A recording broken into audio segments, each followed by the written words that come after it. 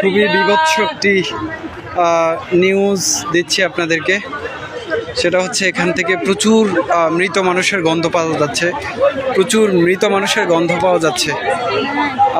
এখানে ধারণা করা হচ্ছে যে অনেক অনেক মৃত লাশকে এখানে কবর দেওয়া হয়েছে, পুঁতে রাখা হয়েছে মাটির মধ্যে। এখন প্রচুর গন্ধ আসছে এখান থেকে, মানুষ ঘুরে ঘুরে দেখছে কোথায় কি আছে। প্রচুর এখানে গণকবর দেওয়ার শঙ্কা করা হচ্ছে। প্রচুর প্রচুর অনেক গন্ধ বেরোচ্ছে এখান থেকে। এই জায়গাটি হচ্ছে গণভবনের ভেতরের সামনের সাইড। অনেক মানুষকে এখানে পুঁতে রাখার আলামত পাওয়া যাচ্ছে। আমি আপনাদেরকে একটু দেখাচ্ছি। এখানে এই যে নতুন চিহ্ন দেখা যাচ্ছে, চিহ্ন দেখা যাচ্ছে যে এখানে গণকবরের চিহ্ন পাওয়া যাচ্ছে গণভবনের ভেতরে। প্রচুর মরা লাশের গন্ধ বেরোচ্ছে এখান থেকে। এখানে উৎসুক মানুষ দেখতে পাচ্ছে।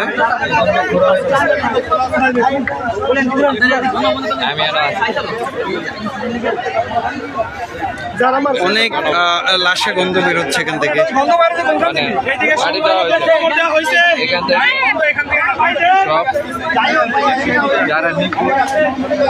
এখানে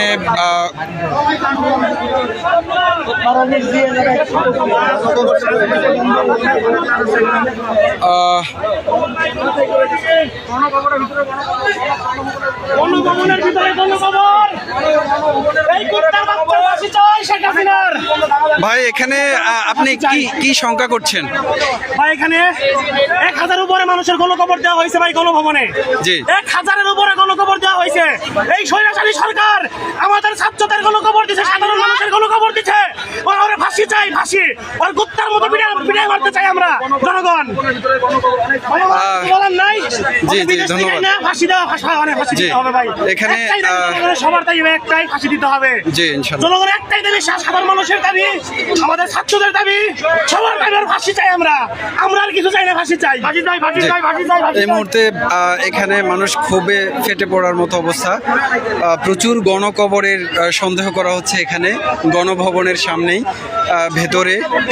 তো এখান থেকে প্রচুর গন্ধ বেরোচ্ছে। এখানে টেকাই রায় হয়ে পড়ছে। এখানে চিহ্ন দেখা যাচ্ছে, অনেক নতুন কবরের চিহ্ন পুঁতে রাখা হয়েছে, পুঁতে রাখার চিহ্ন দেখা যাচ্ছে গণভবনের ভেতরে। আল্লাহ ভালো জানেন যে এখানে কি হয়েছে, কি পরিমাণ লাশ এখানে পুঁতে রাখা হয়েছে। আশাবাদী সরকার আমাদের ছাত্রদের